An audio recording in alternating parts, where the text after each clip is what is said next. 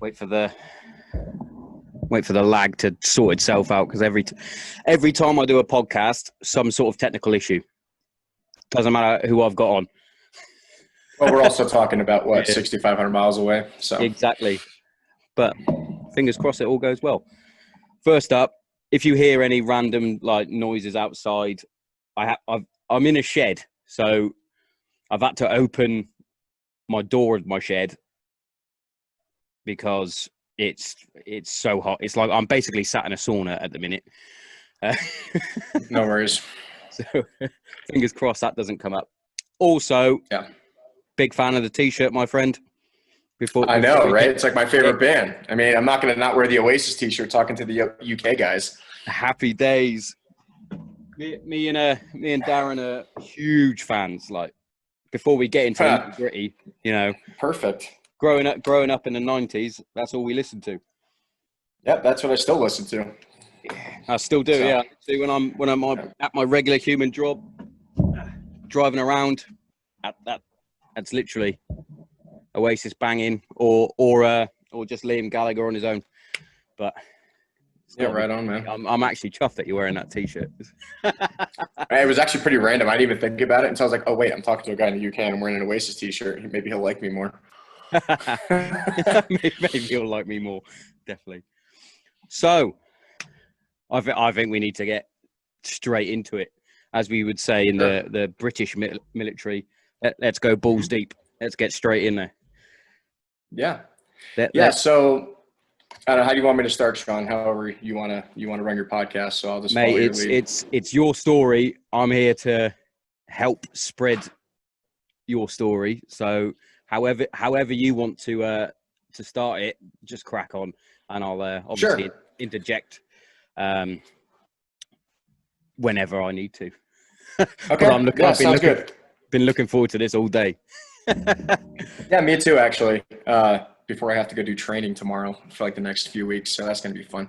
But anyway, yeah, so my name is Adam DeRito. I was born in Poughkeepsie, New York in the United States, and grew up in New Jersey, which is actually named after Jersey Island in the UK. Joined in 2006, got accepted to the United States Air Force Academy, which is one of the 5 federal military academies in the United States. The other ones being West Point, which is for the Army, Annapolis, which is for the Navy and the Marine Corps, Coast Guard Academy, which is obviously for the Coast Guard, and the Merchant Marine, which is our civilian counterparts that deliver and transport military equipment around the world. So I was pretty excited. It was always my dream to join the military since I was really young. Always wanted to fly fighter jets and do all those fun things that, you go to air shows and you see all those, exciting things when you're a kid. Ironically, I was in a unique position when 9/11 happened. Being in New Jersey, you could actually, we were very close to New York City. Yeah.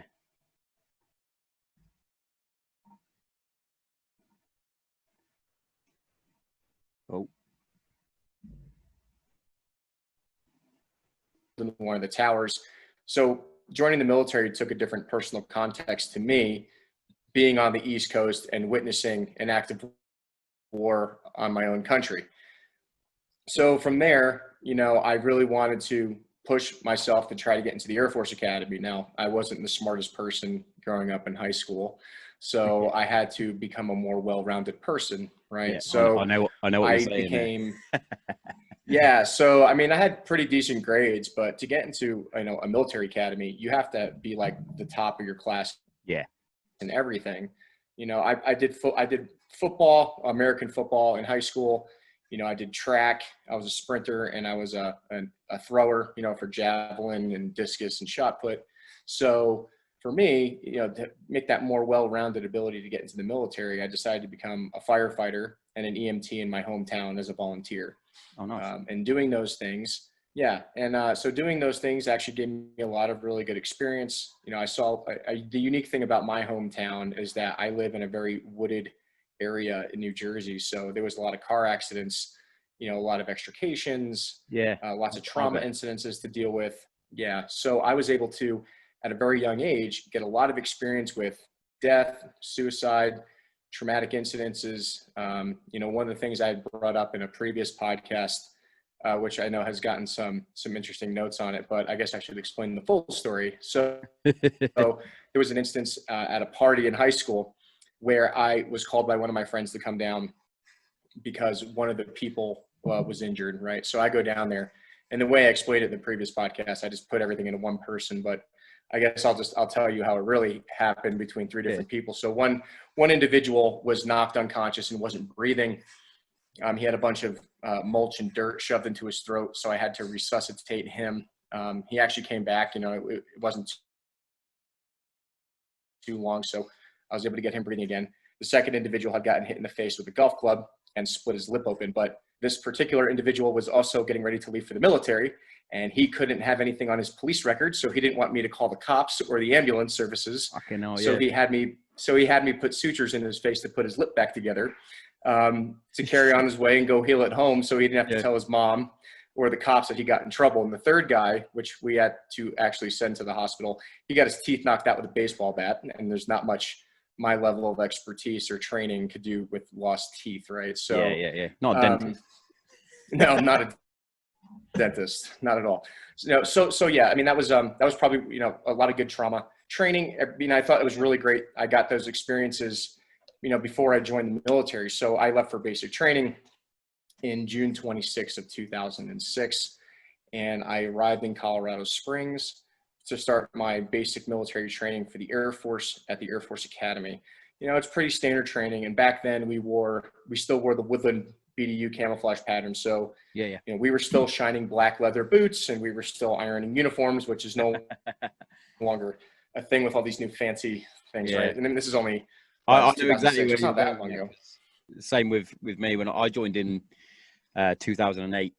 I joined the British Air Force, and same thing. We were in the Woodland camo, or DPM as it was called, or whatever it is.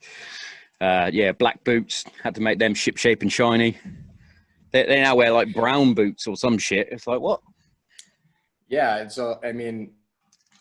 it's kind of funny because it's like you have a lot less things to do in basic training now, because half of your basic training is spent ironing and shining, right? So now, I'm like, I got another experience with that when I ended up getting back in, right? So moving into my sophomore year, you're as a freshman, you're pretty much treated like crap. I mean, you're always just running around and getting yelled at and doing things. And then when you become an upperclassman, you move on to, the second part of the Air Force Academy career, right? And from there, I had a unique situation. So, when you're a cadet at the academy, you can never leave base. You can never go anywhere. So meeting women or, members of the opposite sex for dating when you're a young military man is not exactly easy to do on a military base when you're confined there all the time. So a lot of guys at the academy that I went to, we were in online dating, and that was before apps. Everything was online. Everything was just with email back then. So uniquely, I get contacted by my commander at the time, and him and I didn't really get along. He was an Air Force guy. My previous commander was actually an Army attaché officer, so I had a great experience with him. But this gentleman was quite different in how he handled disciplinary issues. So he tells me I needed to go down to the Air Force Office of Special Investigations, or Air Force OSI, as we call it here in the United States. Now I get down there for that interview, and they said, oh, well, we found your civilian email and was on this traffic, and we see that you were talking to this specific email address. And I was like, okay, sure. I mean, whatever you say, obviously that must be it, because that's what you're telling me. Yeah. And they said, well, were you aware that the person you were talking to was underage? And I said, absolutely not, because this person who I've been talking to on email for only 2-3 weeks at the time, they said they were the same age as me. Now it's horseshoes and hand grenades. Everything online can't be proven, especially over 10 years ago. But the interesting component to this, and this is actually information that I talked to your brother about, because I found this out after I did Andy Stump's podcast in the United States, was that I've had private investigators working on this case for many years, and we're still getting new information every day.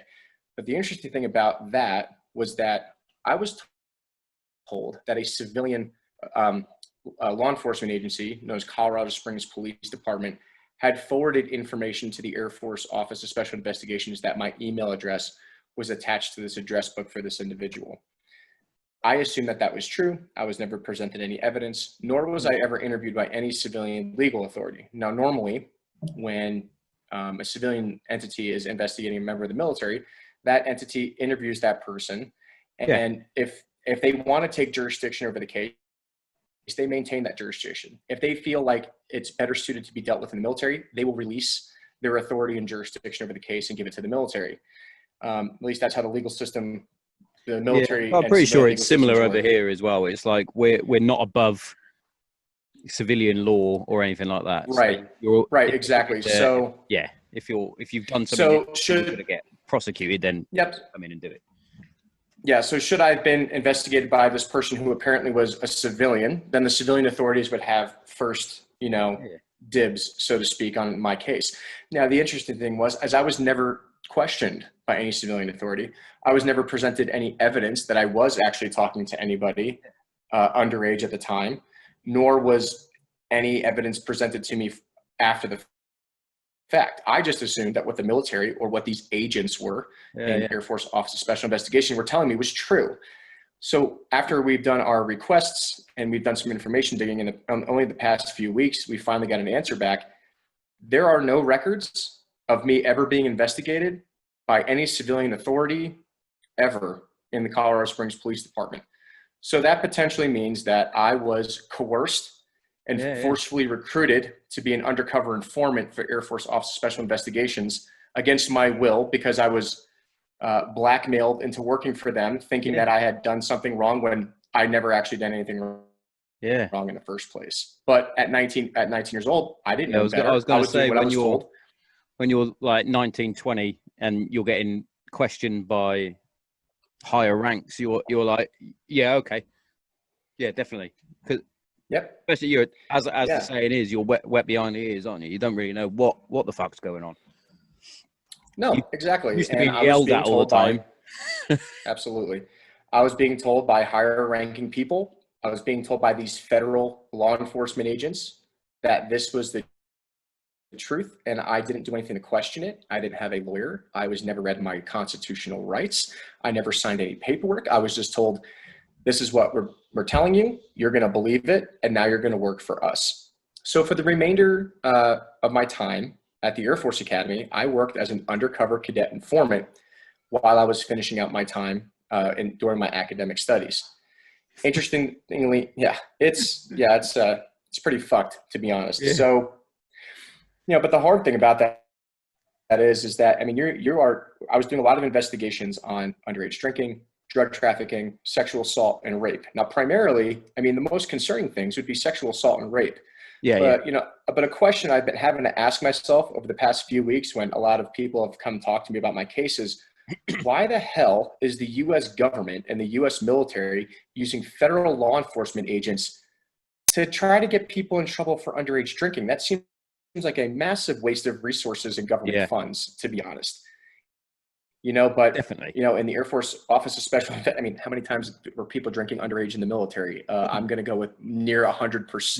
Yeah, pretty much. That's all you do is drink anyway. Yeah, you got nothing to do. People are drinking and throwing beer bottles off the second deck. And it's one of those, isn't it? It's like, I'm old enough to join the military, go fight for the country, put my life on the line, but you're not going to let me have a beer? Come on. Exactly. Yeah, precisely, right? And, our drinking, and correct me if I'm wrong, but I'm pretty sure, like, we actually have a higher drinking age here in the United States than you do in the UK. 21 hours is 18. Yeah, so see, if we had the UK laws here, none of this would ever been a fucking issue here at my time as a cadet, that's right? Another thing that is different. So we can join our military at 16. Oh, wow. I didn't know that. I didn't know you could. So when I was on basic training, we had the UK military at 16. That's they should probably do that in the United States. A few guys joined up, and they were literally just 16. And they say that you can do it just because if you're not very academic, that sort of thing. Especially in my role, I was infantry, so grunts on the ground, thick as shit, as they would say. If they're not very academic, they've got a good start to a decent career. In fact, one of my buddies who did join up when he was 16, he's still serving now, and he's coming up to become a sergeant. I think our rank structure takes a bit longer to climb than the one in the US, as we used to take the piss out of the Marines when we were over in Afghan. But yeah, we would always joke that they had to do at least 18 months for the Queen, where like when I joined up when I was 20. So if I got deployed, I got deployed straight away, where those guys, because they were underage, not 18, they had to would have had to stay behind. So they would have had to done 18 months or more chilling out at the barracks. So they got a couple of years for the Queen to serve, as it were, which is quite funny. Oh, that's actually a pretty unique situation. I wish they had some kind of program like that in the U.S. because I think a lot of citizens here, have forgotten, what real servant leadership looks like. And I think a program like that, where you have the ability to serve at a younger age, would really enforce, duty and country and all those other things that, people like you and myself, have dealt with for, several years serving in the military. Definitely. So working, with OSI, was interesting. There were a lot of bad things going on at the academy at the time, and mostly my focus was on rape and sexual assault, which is a very prevalent problem in the U.S. military even today.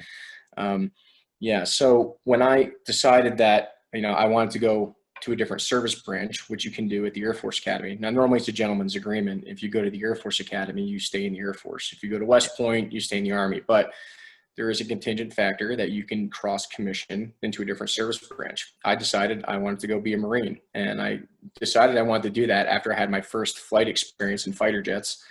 I was able to go on something called Operations Air Force during my sophomore summer, and I was down in Eglin Air Force Base, Florida.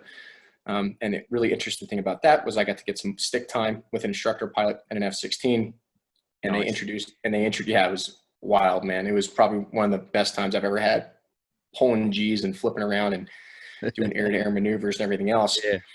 And at the time at Eglin Air Force Base, this is where they're doing the new joint training facility. So actually guys from the UK, Australia, wherever we're selling the F-35 will actually come to Eglin Air Force Base in Florida to get their initial pilot training for the F-35. Yeah. So I was like, well, this is fascinating. And I was talking to one of the facility managers there, and they actually were telling me that the United States Marines were going to be the first ones to get the F-35. And I said, well, if the Marines are going to be being the first ones to get the F-35, then that's where I want to go. I decided to start my journey to become an F-35 guy by trying to venture into the cross-commissioning program. So right before I was about to leave for Marine Officer Candidate School, which is required even for the Marines. So even though I was going to commission out of the Air Force Academy, the United States Marine Corps would still require me to complete their officer training, since Air Force training doesn't count for the Marines for obvious reasons, right? So very different bag of tricks over there. So, the week or two before I was getting ready to leave for Marine Officer Candidate School, I had my roommate and my neighbor in my dormitory. They were going to go run the Fort Collins Marathon. So they wanted me to drive them up there and hang out with them at a college party. As a cadet, any exposure to any civilian atmosphere is better than sitting in basically what seems like prison on base. So we go up there that one night. So we go up there, it's civilian atmosphere, it's crazy. I mean, there's beer everywhere, and, women that aren't in the military. So, I mean, everyone's having a good time, but then they leave me there. And this is where things went bad for me was, I truly believe that I had gotten drugged at that party because I'm a bigger guy, right? I played rugby all through the academy. I have an Irish and Italian background, so I know my alcohol tolerance, obviously. And it was the first, it's the first time and the only time in my life, even to this day, that I honestly can't remember what had happened to me. And all I know is that I had blacked out around midnight or 1 o'clock in the morning when everyone had left me there. My cell phone went dead, and I woke up. I woke up several hours later, and I was in a dormitory room that I had no idea where I was at. I had no idea what happened to me, but I had looked at my clothes had been removed, and I looked down, through my underwear and realized, something's not right. So I actually immediately reported it to my commander when I had gotten back to base, and he immediately said, "You're lying. You're making this up. You're a rugby player. There's no way these things can happen." But I will tell you that drugs, are a great equalizer. It doesn't matter how big you are. When somebody drugs you, there's nothing you can do about it, right? Slips the old roofie and you're not going to remember shit. Right. So a week later, I tried to report it through the military channels. I did Yeah, yeah, do something in the U.S. military called an unrestricted report. So I had filed for a victim advocate to try yeah. to get the case investigated, and they weren't doing anything right off the bat. So since they weren't doing anything, I actually reported it to the Colorado State University Police Department, which is the university I was at.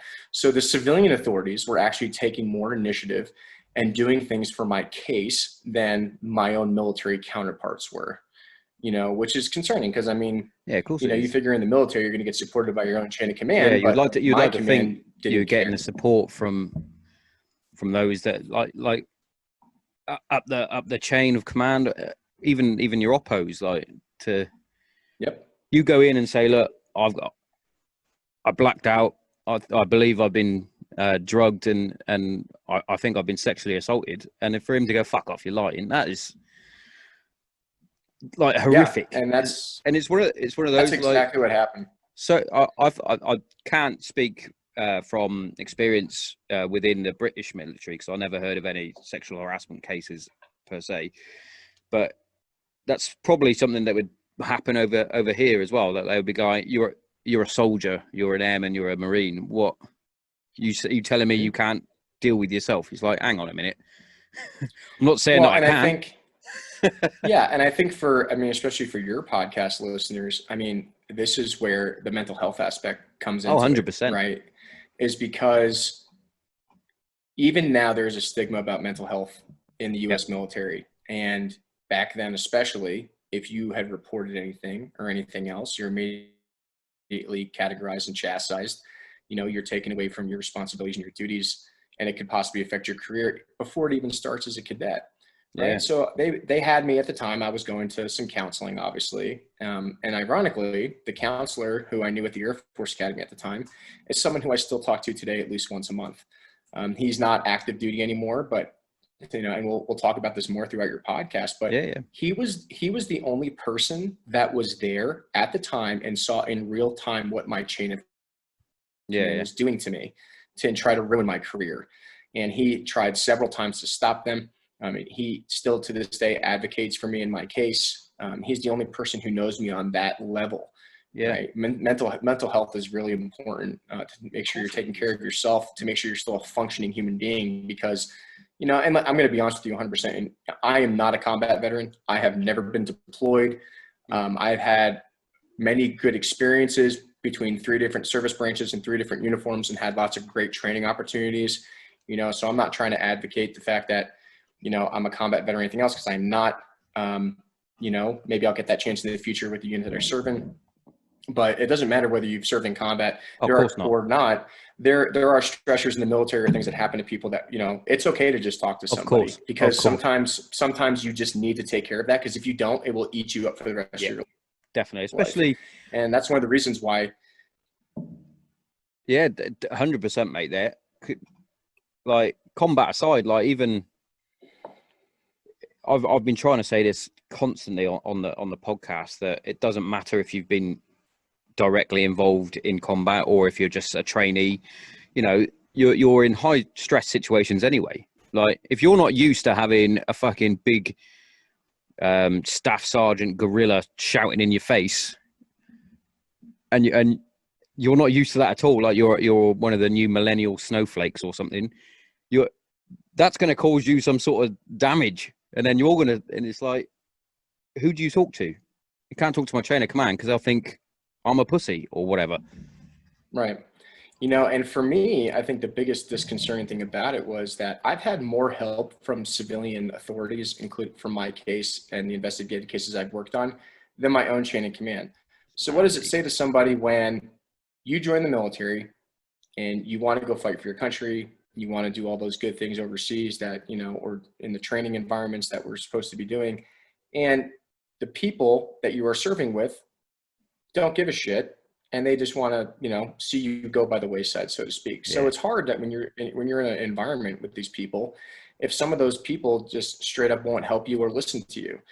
So, whether that means changing units or, changing your branches of service, I mean, that's what I had to do, right? I went into 2 different service branches from the Air Force, right? So, moving on from there, I went to Marine Officer Candidate School, And I will tell you, I knew nothing about the Marines and how much more intense they were than any of the other branches of service, right?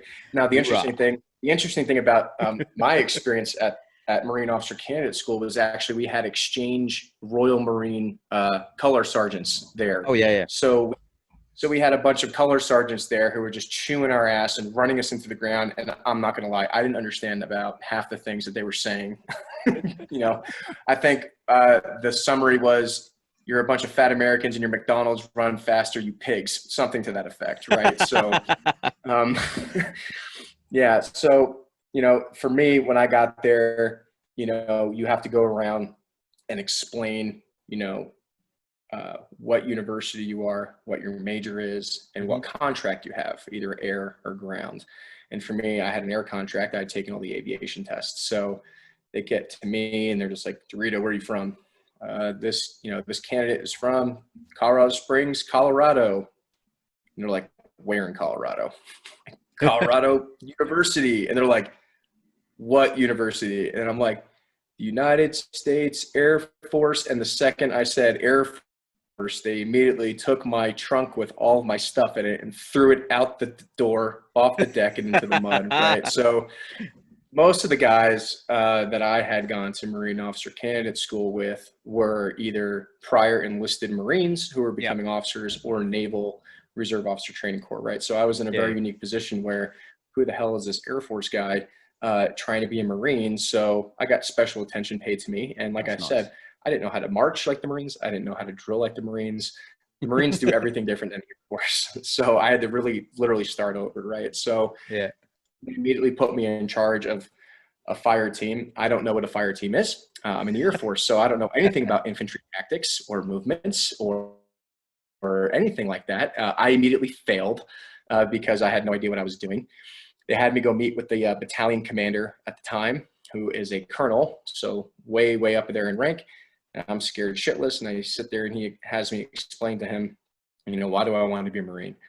And I had told him a story. There is a Marine from my hometown, Lance Corporal Brian Perello, who lost his life during one of the initial invasions of Iraq back in 2005. And he was a swift water boat company operator, and he was killed on the Euphrates River. Our hometown named a fire truck and a post office after this kid. And I said, I wanted to do right by Brian. I wanted to keep serving my hometown, make my hometown proud. I wanted to be a Marine. Plus also that gentleman who I had to put his face back together when we were kids, he was also a Marine. So he always liked to give me shit about being in the Air Force and not coming over to the men's club, so to speak. Right. So I had to prove John and Tom right. So I go over and I decide I wanted to be a Marine. He lets me leave, and I get back to the barracks at the time, and they say, DeRito, you're getting kicked out of Officer Candidate School. Pack your shit, put it in a van. You're done. And I was like, well, I guess I didn't do this whole Marine thing, right? So they drive me, shit you not, Steven, Sean.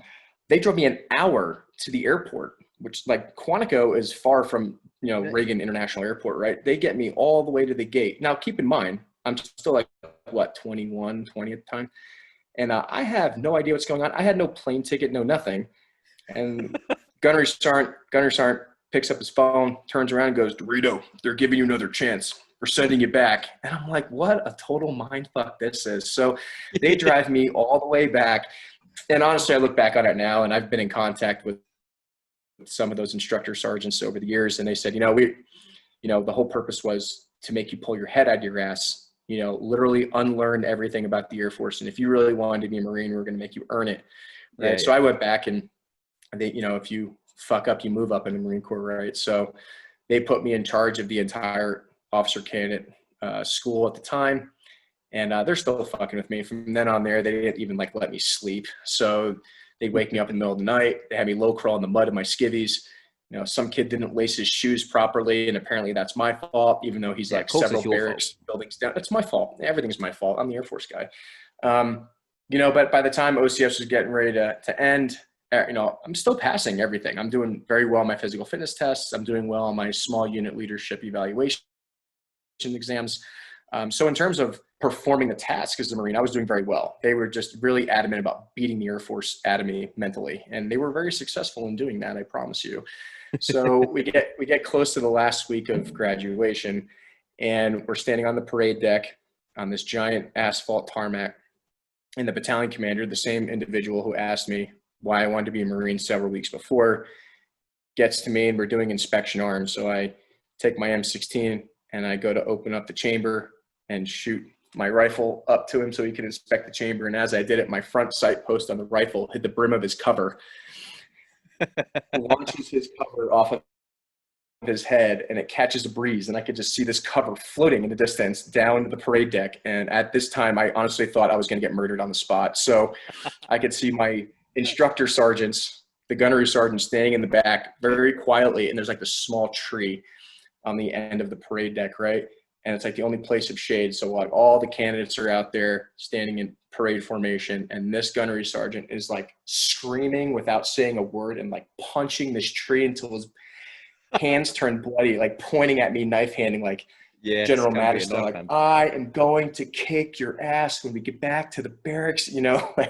And then the colonel played it off totally cool. Like I thought I was done right there. And he turns and goes, DeRito, congratulations, and takes it like a champ, left faces, and walks off like the badass that he is, like nothing even happened, right? Picks up his cover and carries on with his day. So, you know, I'm not going to lie, and this is, you know, some of the things I've had to come to terms with over the years, is that I had a really big ego after graduating Marine Officer Candidate School, going back to the Air Force Academy to finish my final semester, right? You know, there was a part of me that, you know, at 21 years old I was at the time, you know, I honestly thought I was better than a lot of my Air Force counterparts. And, you know, my commander hated the fact that I graduated OCS and wanted to be a Marine. So he would take every opportunity he could when I came back to like squash me into the ground, right? So when I came back, there was a swine flu outbreak at the Air Force Academy. So I wasn't allowed to come back and teach cadet basic training as a senior cadre, and they also don't count Marine Officer Candidate School as a leadership course in the Air Force. So I still had to do my, of course they don't, right? So I had to do basic training as a so-called drill instructor, right, for the Air Force Academy prep school. So I get sent over to the prep school, and I start teaching basic training while they were dealing with the swine flu outbreak before I could finish my last 2 semesters at the Air Force Academy. So we get over there, and, you know, actually it was pretty good for them. I was in the best shape of my life at the time.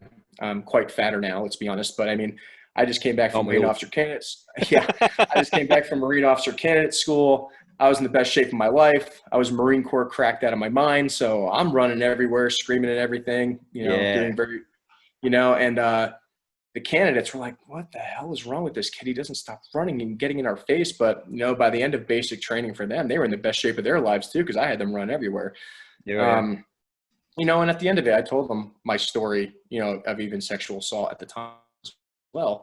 And I said, you know, honestly, if there's something that's going on here at the prep school, you know, and this is honestly working for the OSI people, right? OSI knew that something was going on at the prep school with their intercollegiate athlete program. So I told them, if there's something going on and you feel like you need to talk to somebody and you're too afraid to talk to your chain of command, please feel free to reach out to me during the school year. You know, we're at 2 different campuses at the time. So a couple months later, I'm at the Air Force Academy, and I get an email from, you know, some of these candidates or cadet candidates from the prep school stating that there was underage drinking, there was sexual assault, there was partying, there was drug trafficking going on. So I immediately, since I was still an undercover informant when I came back, started discussing this with OSI.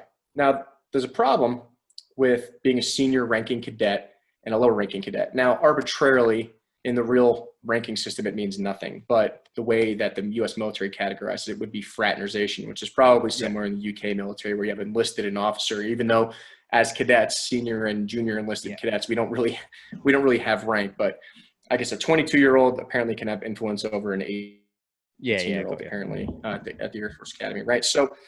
So we had to make it look legit. You know, how am I going to be able to get these investigations done at the prep school, interview these people, take down statements, write these memos, send them over to Office of Special Investigations without it looking obvious that there is a senior cadet talking to the lower ranking cadets, right? So we came up with a CrossFit program, and I was able to go over to the prep school under the certification of, under the guise of I was training these kids in CrossFit, when really I just have them run around in circles and do push-ups while I'm talking to each one of them individually. Pretty much CrossFit anyway, isn't it? Yeah, CrossFit or CrossFit fuck off, right? So, or cross fuck off. So, so I'm over there taking all my statements, and I start finding out names. I start finding out, who's bringing in the alcohol, where they're getting hotel rooms in Denver, where they're going to these parties. So having a CrossFit program at the prep school was a great way to gather information for the Office of Special Investigations. Now, a lot of people also ask, well, why wasn't OSI just doing these things on their own? They're federal law enforcement agents. Well, it's much easier for a cadet informant to gather this information from cadets than it would be for some guy in a suit and a badge walking around. Yeah, definitely. Right? And it's the same with civilian cases as well. They don't just that's why they have like informants and people that bed in and things like that. As we would say, you get the gen pretty quick. You get all the information because they trust the person that they're talking to, really. Yeah, exactly. And, I'm not going to lie. These cadet candidates trust me. A lot of the cadets in my squadron at the time also trusted me. And that's how I was able to get so much information. And at the time, I honestly believed the things that I was doing was for the greater good. You don't want these types of people becoming officers. Of course, these are the people that are going to be, but years down the road, I realized I was completely taking advantage of. I had no backing from these people, and we're gonna move on to that story now, right? So go for it. So I get a phone call later in the year, and it's from one of those cadets, right? And she had told me she had gotten raped. She didn't trust her chain of command. She was crying. She was drunk. She didn't know what to do, and she knew that she was going to get in trouble if she called anybody. So she called me and asked her to get her out of that situation. So I had gone up to Denver, Colorado. I had picked her up. I had gotten her a sexual assault victim advocate. I got her, a unrestricted report filed at the time against her perpetrator because her chain of command wasn't taking care of her in her situation, right? Yeah. At this time is now when rumors started flying around that Cadet DeRito was talking to these cadet candidates, right? So I was proposed by my commander at the time, you're under investigation for fraternization. And now we're only a few months out from graduation. And my OSI handlers, or Office of Special Investigations handlers, Agent Mike Munson and Agent Dave Szymanski, were highly supportive of everything that we were doing. And they even wrote letters trying for my fraternization hearings saying that he's worked for us. He's been very helpful. He may not be a perfect cadet, but at the end of the day, he deserves to graduate and everything else. Yeah. Well, my commander didn't care. They did whatever they could to try to crush me. So there was a particular candidate that we were investigating at the time, and she was in an inappropriate relationship with a senior enlisted member. She was also caught cheating on exams. She was involved in a lot of things that would have gotten her kicked out of the academy.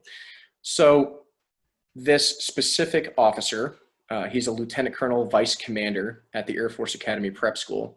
He finally found out about all the investigations that I had been taking information on at his preparatory school. So he had brought in with his sponsor cadet at the time, who is a cadet that he engages with on off-duty hours as a mentor. He had gotten a lot of these candidates to say the same story, that I was fraternizing with this one specific individual, and that allowed attention to be deferred away from like the 30 or so investigations going on at the prep school. And now all the focus was focused on Cadet DeRito, who is a Marine, who doesn't want to be in the Air Force anymore, right? So forget about the rapes, the sexual assault, the drug trafficking. Forget about that. That shit's not important. We're now just going to put all of our focus and all of our efforts on Cadet DeRito, and we're going to make everything else go away, because what's easier, getting one guy out or getting 30 people out, right? Yeah. And this is the close tie that I mentioned on your brother's podcast as well, that I didn't get to mention on Andy's podcast. Many of the people that we were investigating at the time were part of the intercollegiate sports teams and the recruiting teams, or the recruiting process. Yeah. Now, this is where it gets finicky, right? I love the Air Force Academy. Don't get me wrong. I went to my dream school. I got to do the things that I wanted to do ever since I was a kid. Never in my life did I ever try to go to a military academy under the assumption that I was going to go play on a professional sports team.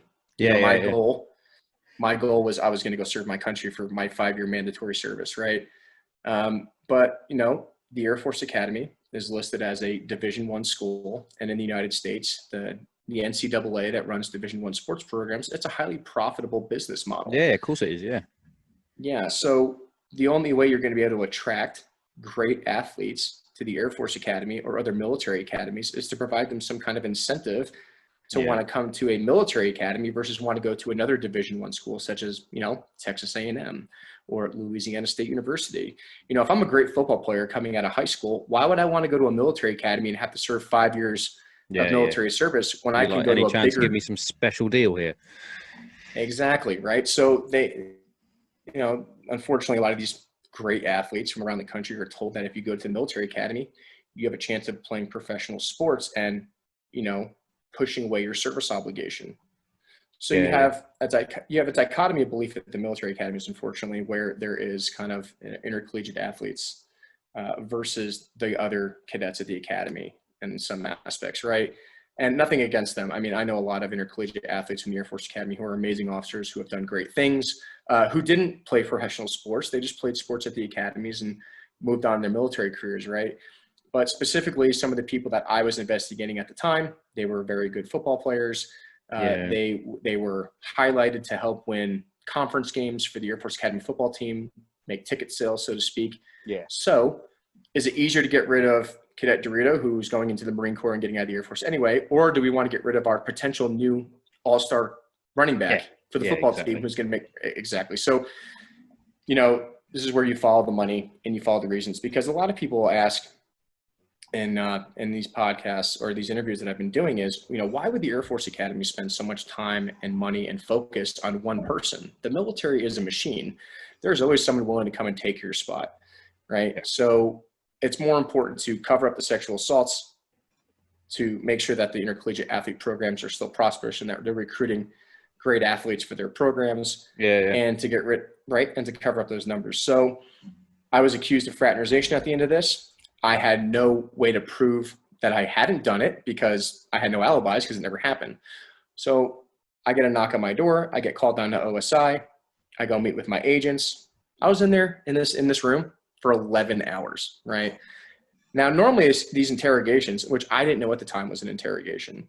They buy me dinner. I write all my statements out. I provide all the evidence from the investigations I had been doing with all these people. And, at the end of the night, it's like 10, 11 p.m. at this point. I'd gotten there at 1600, right? They go, well, your statements are good and everything else makes sense, but you forgot to mention the part where you had sex with this specific cadet candidate. And I said, well, I didn't, and that's why I didn't say that in my statement. They're like, well, we have 5 statements from these people saying that you did, and you have no way of proving that you didn't. So if you just admit that you did this, and this is where the Universal Code of Military Justice comes in, or Uniform Code of Military Justice comes in, right? So in the UCMJ, in the U.S. military, there is something called an Article 15. And an Article 15 is non-judicial punishment, which means you can accept non-judicial punishment in lieu of going to court-martial, where if you get convicted in court-martial, it's considered a felony or whatever else, right? Now, at the time, I was not provided a lawyer. I was not read my rights. I had no idea what was going on. And they told me that if I had just admitted to fraternization, accepted non-judicial punishment, and did not go to court-martial, that I would be allowed to graduate 30 days later than my class and move on with my life and go to the Marine Corps. So when you're only a few weeks out from graduation, of course you're going to take that. You're going to take that door. Now, I didn't know any better. I never should have done that. I should have went to trial by court-martial because they had no evidence to prove anything. But when you're 22 years old now, getting ready for graduation, you're just going to do what you're told. Your mind's elsewhere. You want to do as you're told, get it done. And most people have criticized me saying, I would have never signed that document. I would have demanded a lawyer. But I assure you, unless you've been in an interrogation room for 11 to 12 hours and you have no idea what's going on, you're completely disoriented, you're tired, you're hungry, and you just will do whatever it takes to get out of that interrogation room, you're going to do what your handlers or your interrogators tell you what to do. So definitely. I false confessed, believing that it was in my best interest with no legal representation. And it was probably one of the worst decisions I've ever made in my life. But I can say that 10 years later, knowing how the legal system works now. Right. Now you understand how it goes. Yep. Slightly different in it. When you're that young, you're like, can I go? Well, you can go if you admit to this. Exactly. Right. Okay. And so, but at the end of the day, it was still non-judicial punishment. So my commander at the time is still trying to prove, and I didn't find this really out until years later, but they now know about the investigations that I had been doing at the academy. A lot of things are coming out now. Cadet DeRito was an undercover informant. Cadet DeRito has all these, leads and all these investigations. And all these people are implicated in these crimes of rape and sexual assault. They have to make these go away because these kids are still supposed to be playing in their respective sports, right? Yeah. So my commander comes up with the idea he's going to try to prove that I am crazy. So he tells me that I need to go for a psychological evaluation, and if I refuse to do it voluntarily, that I will be forced to do a command-directed review board. So I talked to my counselor at the time who dealt with my sexual assault, and I said, if I go and take this test and I pass, will they leave me alone? He said, yeah, absolutely. So I go to take this test, and it's with a lower enlisted person. It's only on a computer. I met with no one else. I was sat in a room on a computer. I take this test. The results come back, and they're negative. Nope, you have no psychological conditions. So now my commander is pretty pissed because now he tried to prove me crazy. The tests still come back negative, and there's nothing that they can do about it, right? Never met with a doctor, never did any of those things. Like I said, I only did a computer test that came out negative. And my commander was directed to leave me alone and stop harassing me, which he did not.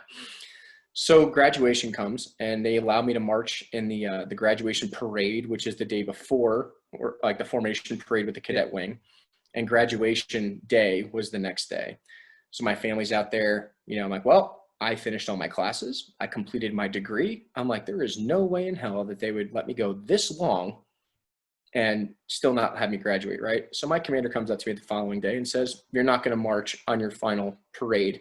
You're not going to graduate today. You're going to be given a 30-day late grad. Okay, so they make me change out of my uniform in front of my whole family, which is massively embarrassing. Yeah, of course it is. Yep. You spend 4 years there and everything's being taken away from you in less than 4 seconds, right? Yeah. So I deal with that, and over this, I had 30 days period I had to serve. And late grad status. So during that 30 days, one of my fellow Marines who was also on a hold status waiting for his orders to go to the basic school, which we were supposed to go to together, he was also hanging out with me, and we were assigned to build a gazebo at the time at the airfield. So we built the gazebo at the airfield waiting for the general to make his final decision.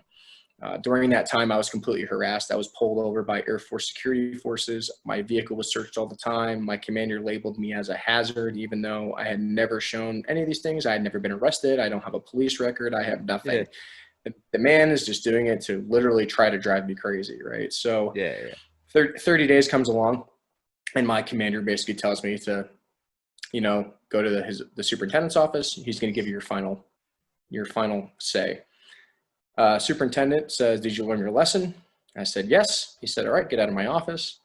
I left his office. 20 minutes later, they say, you are being forcefully discharged. You have 4 hours to leave base. You are banned from base for 7 years, and you have to repay the U.S. government for the degree that we're not going to award you now over $200,000. So the U.S. military instantaneously financially crushes me. They take away a degree that I have earned. I completed all those things.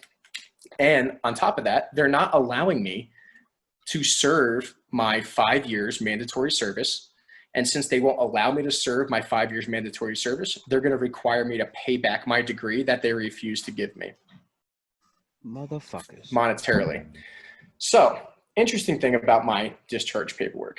And I've only discovered these things through many of my friends who were captains and higher ranking officers in the military now, because we're all old fucks now, right? So they go, there's no way that the U.S. military can kick you off base and kick you out of the military in 4 hours. It's not a thing.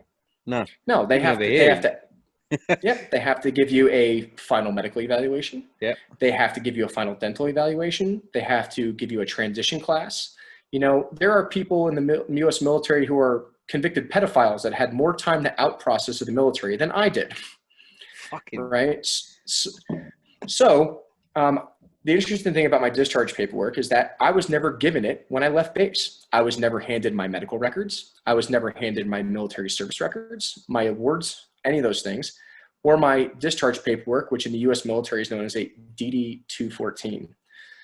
I was mailed a DD-214 6 months later, and the date listed on that is, so I was discharged on June 26, 2010, 4 years to the date that I had in process to the Air Force. My discharge paperwork shows military fiscal year 14 October 2010, and it also is not signed by me. And an interesting annotation on that is that my discharge authority is secretarial authority.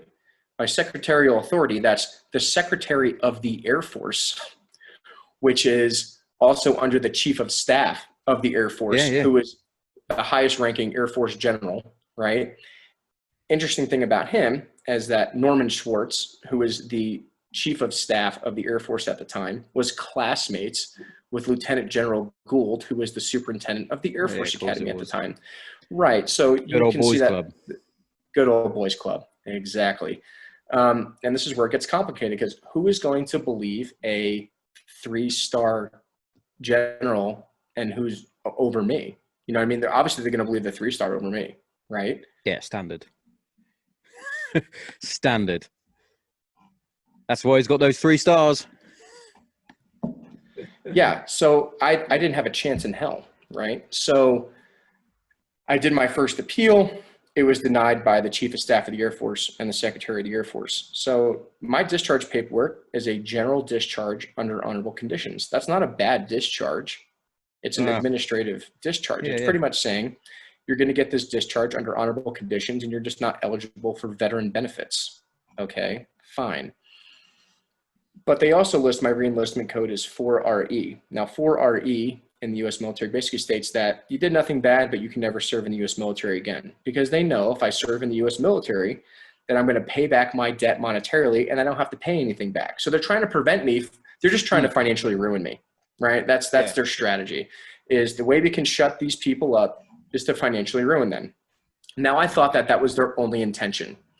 I thought that they accused me of fraternization with no evidence. I falsely confessed.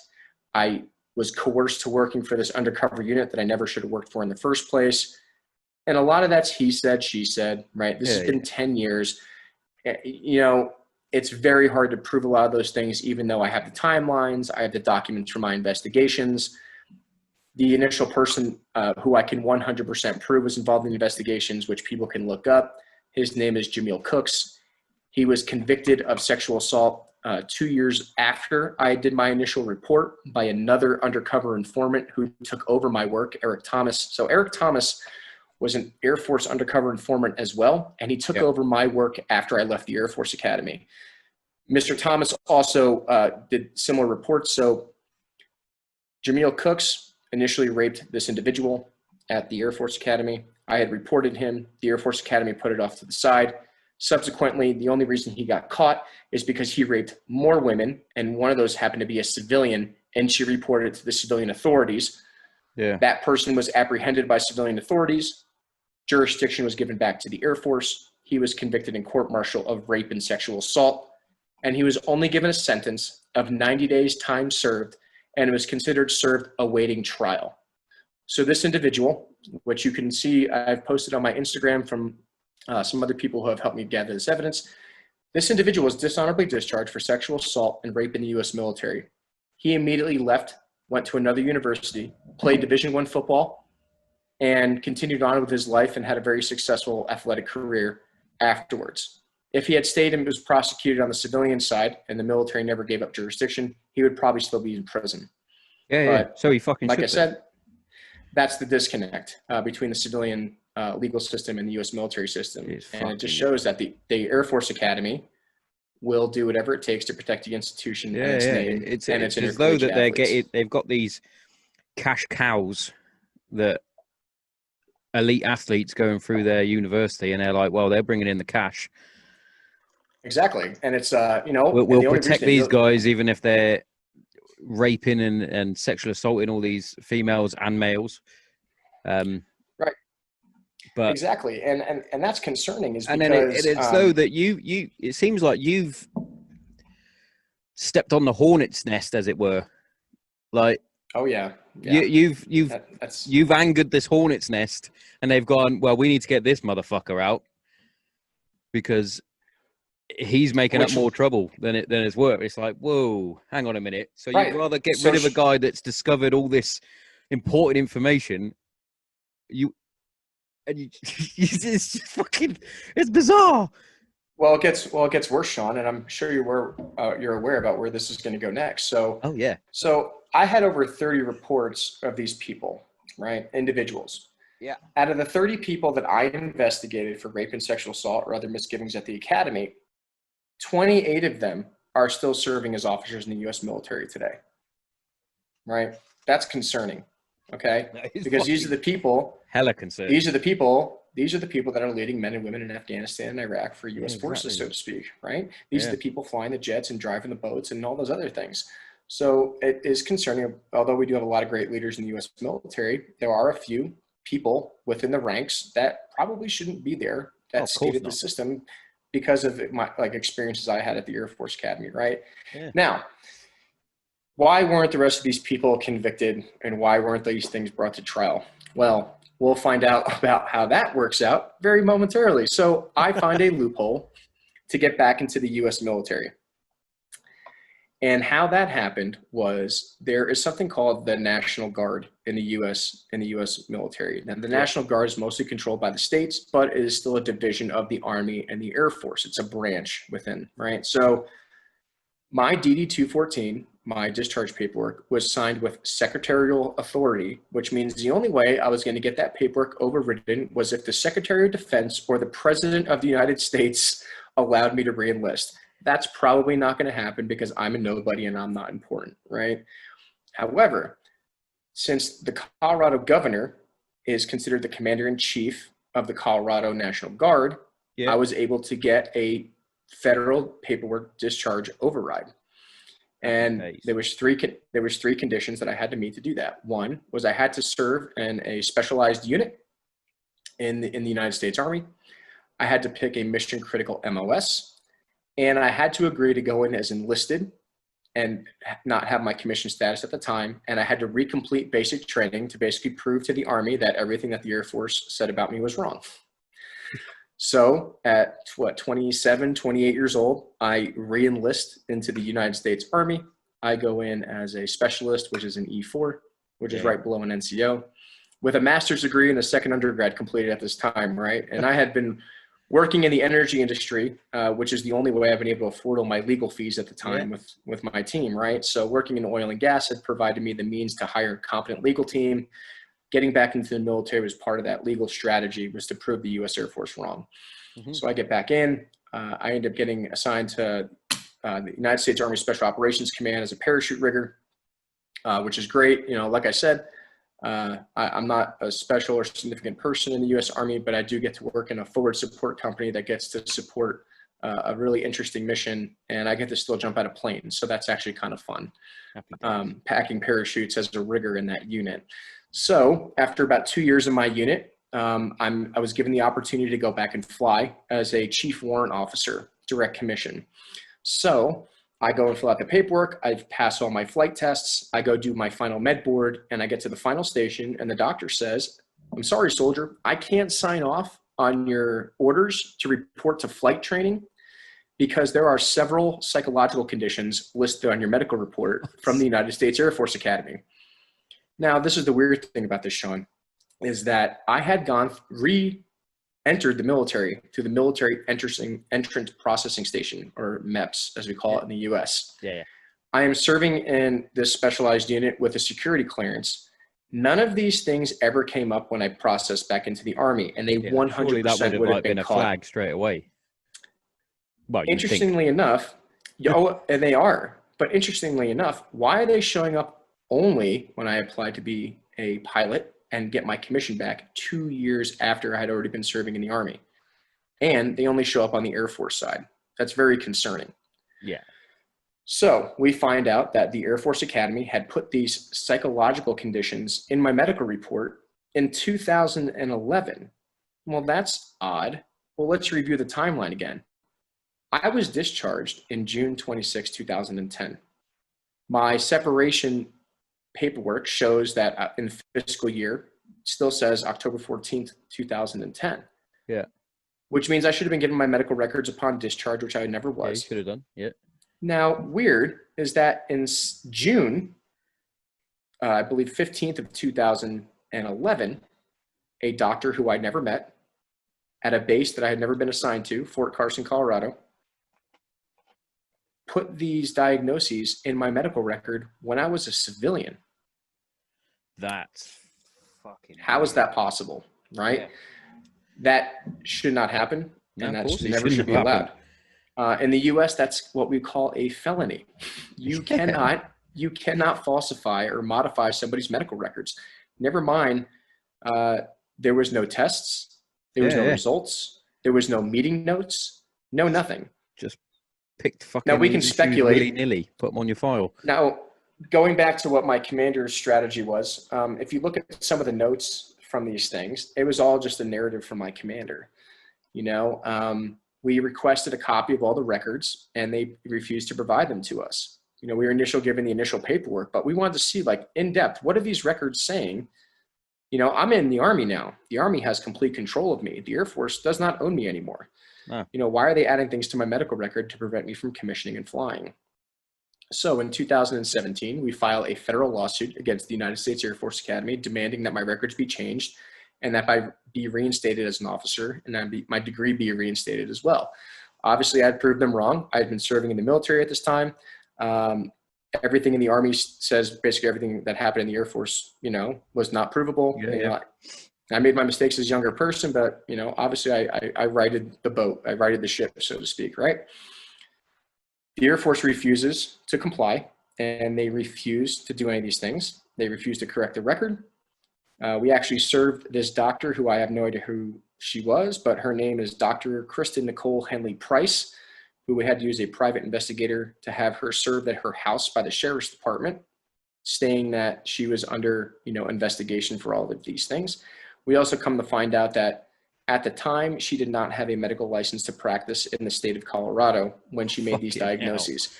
And there's some other things to that. In the military, you can have a license in a different state and still practice in a different state.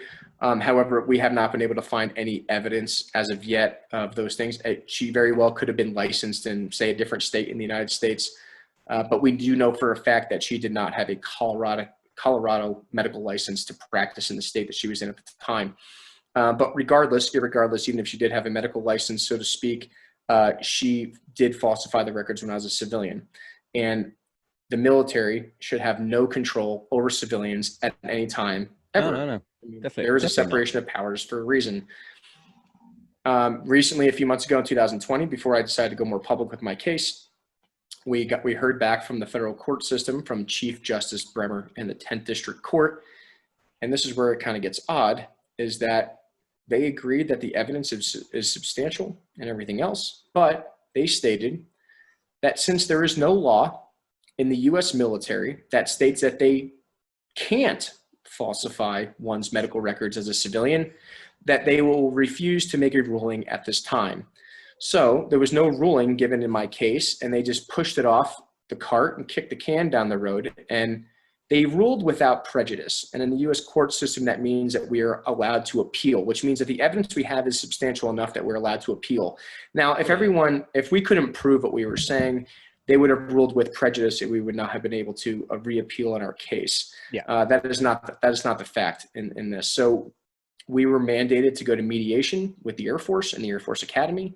And even the magistrate, the federal magistrate, sits down and they go, Mr. DeRito and his legal team have substantial evidence that you did in fact falsify his records. We would like to keep this out of the federal court system. What are your settlement points?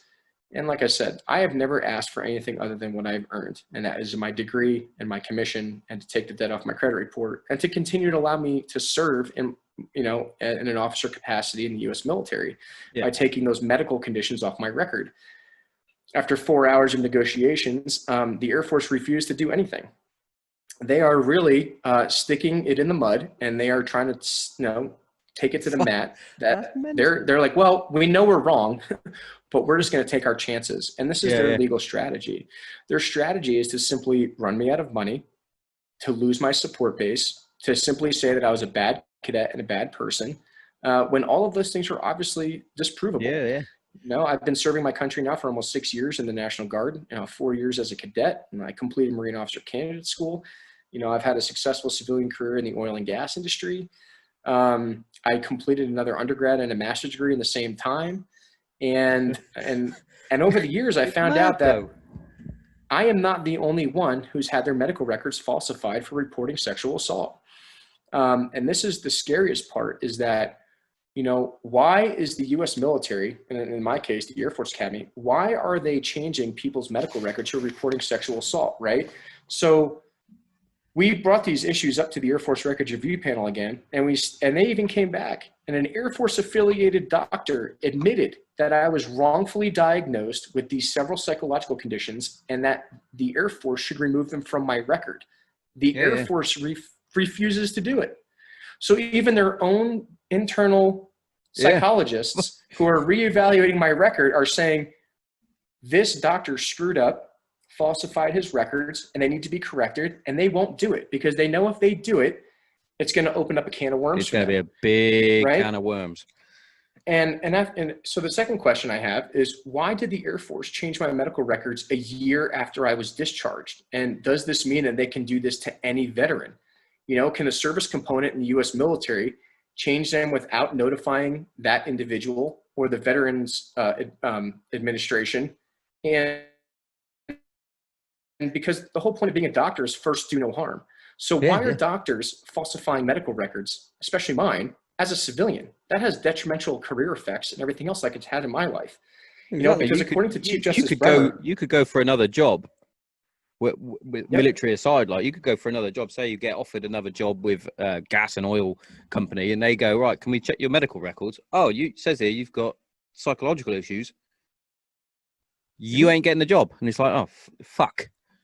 Right, exactly. So, because according to Chief Justice Bremer, the military can change your records because there's no policy stating that they can't. Mental. As of yet.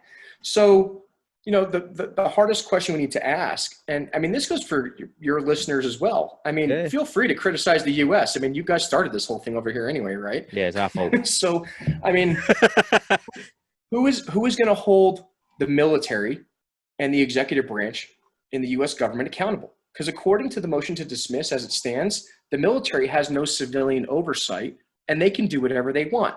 So what is going to provide the incentive for anyone to want to serve their country if they know that sure, you want to go serve your country, you want to go fight a war, that's the whole purpose of joining the military, okay. But now something bad happens to you. You now have no recourse. There's nothing you can do. And if let's say you do seek psychological help or mental health counseling, and now it's going to be used against you to destroy your career. And in my case, I wasn't even diagnosed with any mental health issues, nor did I see a counselor for any mental health diagnoses that I received, because I didn't, and it's still being used against me. And this is the stigma about mental health that we need to really focus on, Sean, is that mental health should not be used as a weapon against members who are serving in the military, because what is ever going to prevent them from wanting to serve their country for the right reasons? If you're gonna throw anyone that's got any sort of mental health issues under the bus, it's going to completely ruin like your recruitment campaigns and everything, because everyone's going to go, well, what if I end up with PTSD or something like that? You're just going to get rid of me and not help. Wow, I'll tell you what, I'm not going to join up. Exactly. Exactly. So like I said, what kind of people is that going to invite to join the military? It's not going to be the people who have moral conscience. It's not going to be the people who want to do the right thing and serve for the right reasons. It's going to be people who know they can undermine the system. And that's dangerous because, as you know, the UK and the US have a big international presence in international affairs and multiple conflicts and wars and situations around the world. So if we can't uphold that reputation internationally, knowing that we're undermining ourselves and our own forces within our own ranks, how effective are we going to be overseas in any of those operations, or even on a domestic scale for, things like COVID-19, right? We don't just do military operations abroad. We do them, locally to help populations and, pandemics and everything else as well. Well, definitely. Well, before we had this pandemic, we had a massive flood outbreak in the north of England and sort of the west of England, and the military is like straight away deployed to go and deal with it help the civvies out, getting out of their houses, putting up sandbags, and all that sort of thing. So it's like, if you're gonna throw everybody under the bus that's got some sort of issue or is spoken to their chain of command about an issue, and you're just gonna cut their legs from under them, you're not gonna have anyone. You're not gonna have anyone to do the jobs. It's pretty simple. And it's like, you'd like to think that you had the backing of your chain of command. That's why you have a chain of command. If you've got a problem, issue, drama, it's like when we went through basic training. It was always if you've got a drama, issue, or problem, come and speak to us, and we'll get it sorted. You don't expect to go and speak to them, and then they go, "I'll tell you what we're going to do. We're going to just get rid of you." We're just gonna get all that information that you've got on these 30 plus people that have done worse things than you. We're gonna keep them because they're the cash cow. You're replaceable. We'll get rid of you. But what they haven't. And I'm glad I was able to explain that in a way that you were able to sum that up in about 4 seconds, because I mean that's really the root of the case, right? I mean. I've got a lot of criticism about, I would never have admitted, I would have never done this, I would have never worked for OSI. And you're right. I mean, honestly, if I had never worked for OSI, none of this ever would have happened, but I was lied to. You were recruited to do the job without really understanding what was going on. Effects, and right? Yeah, it's fucking bizarre. And I can sort of speak from a little bit of knowledge on this, sort of. When I was out in Bastion, so Camp Leatherneck, as you guys would have called it, in Helmand Province, we were always told, if you're going out at night, go out in pairs. Like, this is on the camp, that sort of thing. Wear your day glow fucking belt and all that sort of thing. The reason why they brought that out was a female, I believe she was a female Marine, got her legs broken, thrown in the back of a van, and raped on camp by other Marines. And that's all we heard about, was that part of the story. It may have been embellished slightly through word of mouth, but Chinese whispers, that sort of thing. But yeah, since that happened, there was like a few cases of rape and sexual assault, sexual harassment, and things like that. We were always told, even us Brits, like, you make sure that you go in pairs, or you go out in like a fire team, go out in your fours. Don't walk anywhere on your own. That sort of thing. It's like, oh, fucking hell, I'm supposed to be on a camp in a war zone. I shouldn't be scared to walk around in the safe place, as it were. And it's just, and it's like, did they ever catch those people? Did that bit get swept under the carpet? What happened to the Marine that it happened to? That sort of thing. It's crazy. Right. Exactly. I mean, these people have rights, and it seems as if the people who are swearing to defend, to protect and defend those constitutional rights, so to speak, are not being allowed to experience those rights themselves. Like, you and I both took an oath in our respective countries to protect the people and protect the Constitution and, whatever other legal entities that they're entitled to.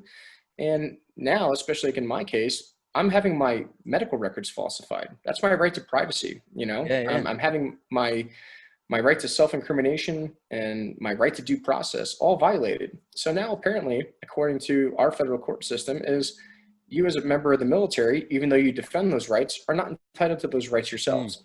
Because it's black and white, Sean, we can throw out everything in my case. Forget about all the mistakes I made when I was a cadet.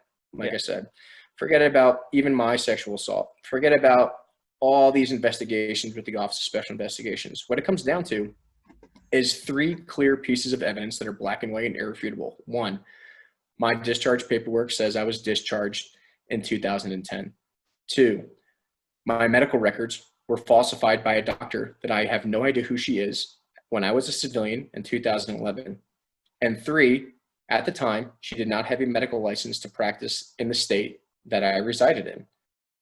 These are irrefutable facts. Yeah. They're black and white. We can prove it.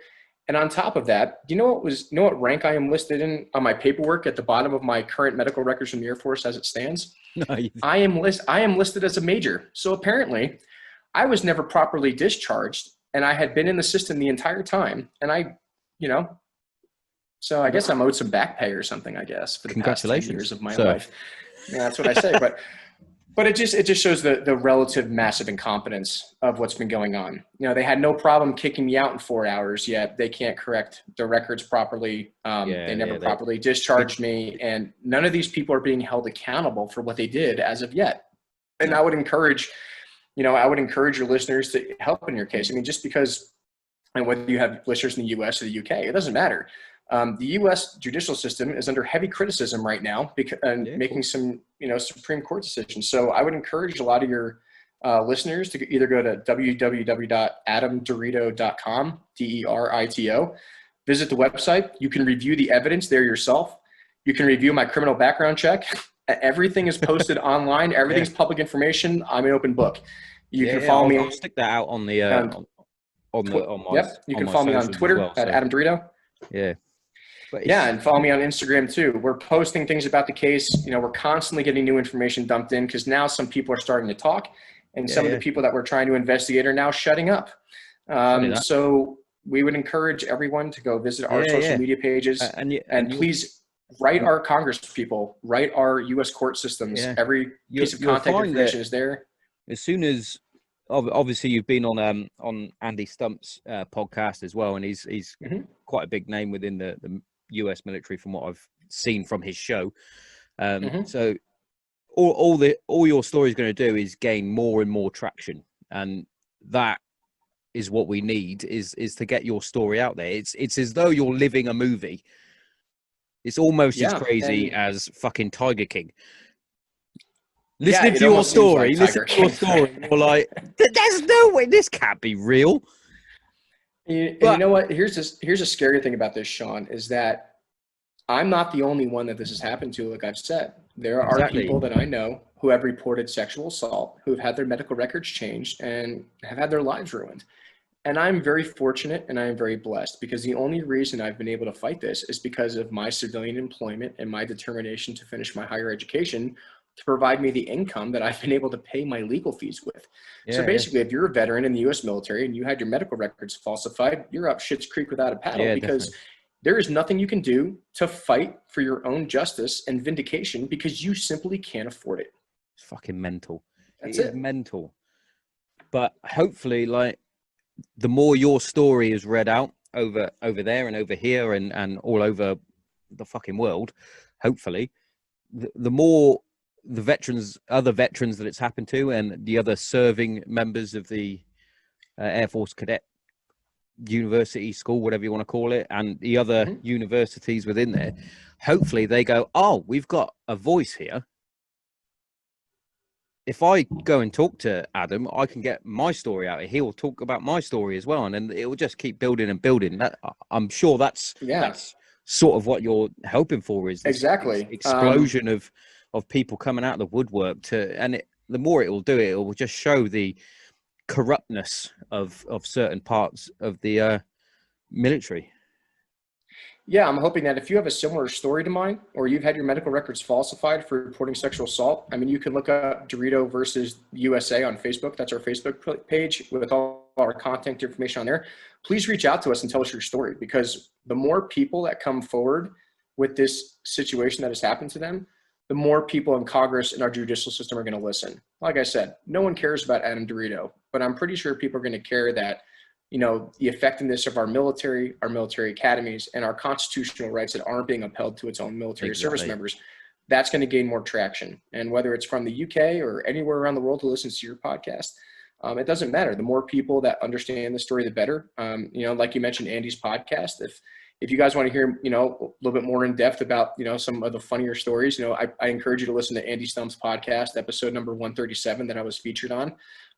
It's the same exact story I told you here on Sean's podcast, but, you know, there's also a YouTube video of it as well. So, I mean, like I said, we just need to spread this story and tell the world what's going on. Definitely. And hopefully get more people to speak out so justice is finally sought.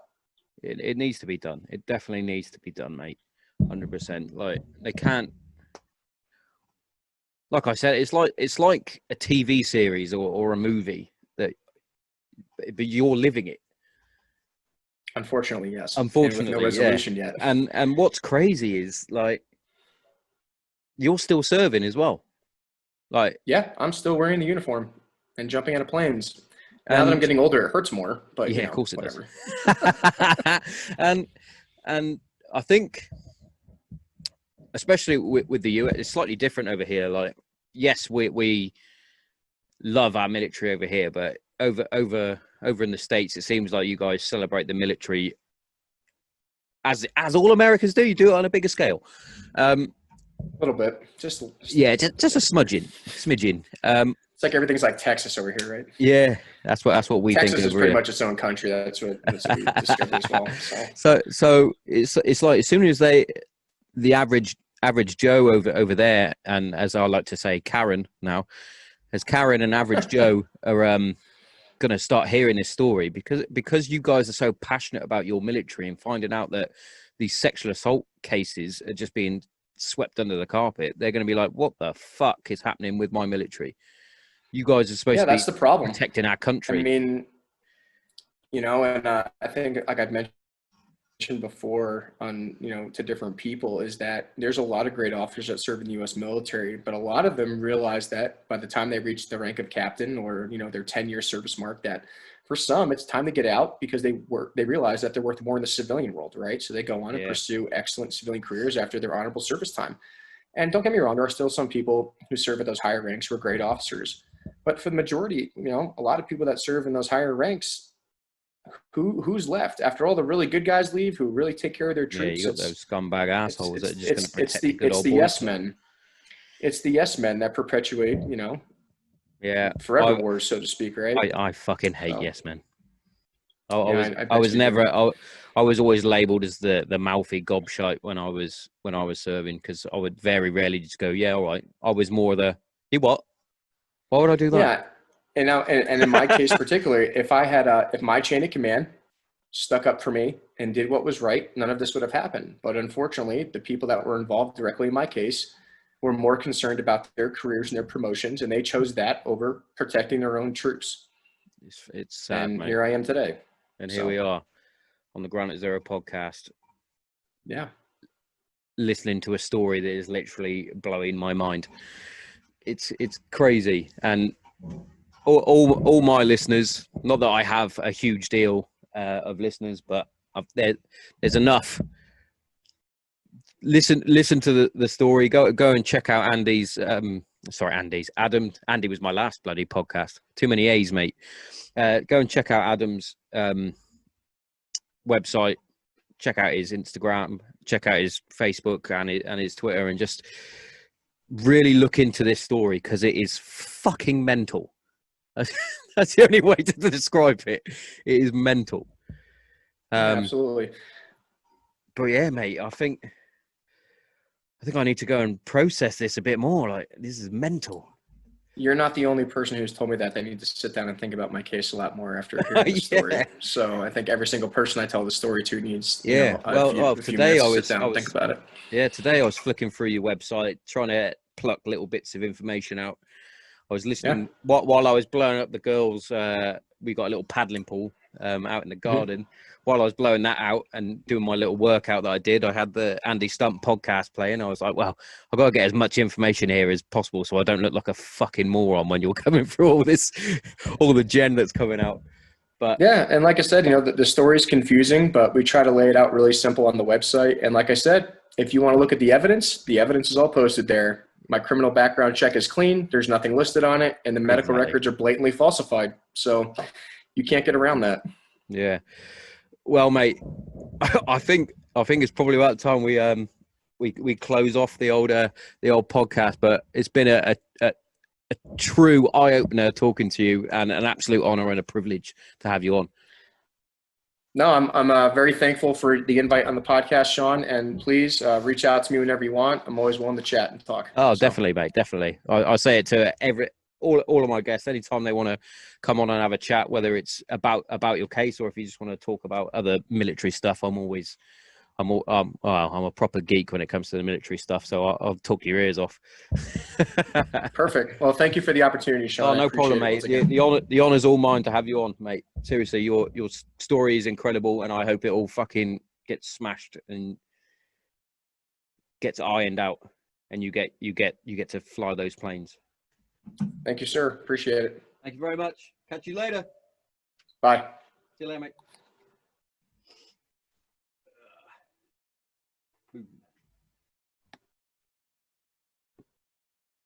What's going on? What have I done?